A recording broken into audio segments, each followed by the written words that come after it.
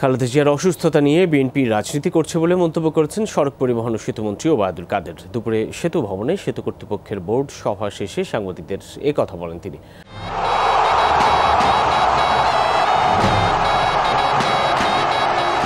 প্রধানমন্ত্রী শেখ হাসিনার সদিচ্ছার জন্যই খালেদা জিয়া বাসায় থেকে চিকিৎসা নিতে পারছেন বলেও জানান ওবায়দুল কাদের। তিনি অভিযোগ করেন, দেশে হত্যা ও ষড়যন্ত্রের রাজনীতি শুরু করেছে বিএনপি, আর আওয়ামী লীগ সবসময় তার শিকার হয়েছে। সেতুমন্ত্রী জানান, পদ্মা সেতু নির্মাণে সাশ্রয় হয়েছে ১৫০০ কোটি টাকা।